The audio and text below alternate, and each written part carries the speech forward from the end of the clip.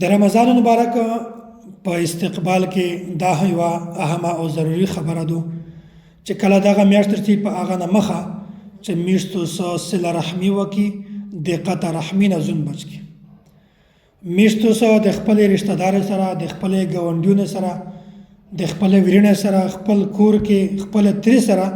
میاشتو سره تعلق شو وساتي میاشتو د یغه سره جوړه وکړي میشتو د یغه سره خوشحال ژوند تیر کی داس نه چې میشتو د یغه سره تعلق ختم کی قطع رحمی وکي میشت تعلق ختم کی ورسره نه دو کله نه زکه چې دا قطع رحمی و غټه ګناه ده او قطع رحمی چې کی مدو د داسې سړی داو الله تعالی کله نه قبلوي میشتو سره د رمضان مبارک په میاشت کې دا اهتمام کی چې د میشت داو قبول شي الله تعالی په دا میاشت کې داو قبلوي خو په چارته چې په دغه میاشت پر اطلاق نه مخکې میش دغه تعلق ارشه سم کی میش قطع رحمی ختم کی بیا پر ځکه الله تعالی د میش داو قبلوي او میشه قطع رحمی حقي تعلق ها ختموي جګړه حقي دشمنی حقي د خلک سره بغض حسودي خلک سره نفرت حقي شا خبره نه ورته کې بیا هم میش دا سوچ کې چې پر ځکه د میش داو قبول شي دا د توس اصل غلط فهمي ده نو په دا میاشت کې الله تعالی د یو سړي د وکله نه قبلوي چې کیم سړی قطع رحمی کو تعلق رشته ختم کوي په چار دو چې میشتو سره رشته جوړ کی رشته ختم کول دا خو ډېر لري خبره ده میش په علاقہ کې ډېر خلک داسې چې صرف د پیغور د وجنا تعلق ختم کو د پیغور د وجنا دشمنی کو د پیغور د وجنا جګړه کو دمر ظلم دشمنی توکه بادی توکه د چا سره څو کلونه بعد تو مړوي هغه بادیو د خپل ځای برداشت کوي بادیو د مسای برداشت کوي مسجد کې ما ګناه کړی دو زوی د کې ما ګناه کړی دو غلطی تکه او سمرا یخته ملاویږي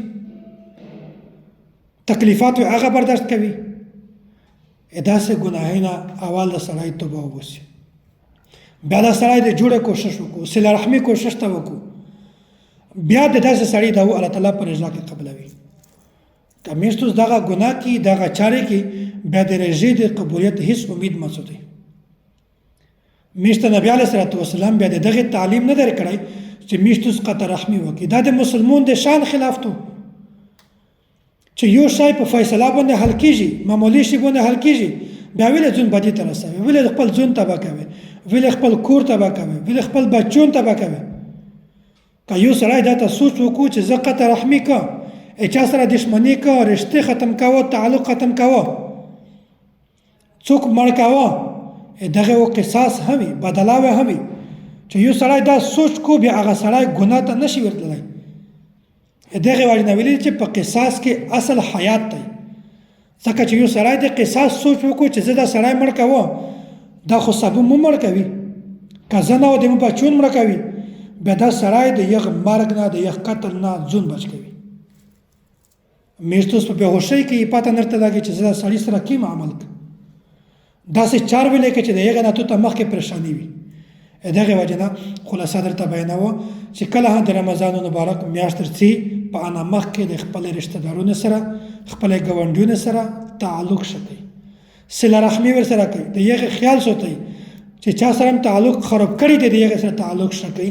الله تعالی د میشتو ټول ته د نبی علیه الصلاه والسلام په تعلیمات باندې عمل کړل توفیق نصیب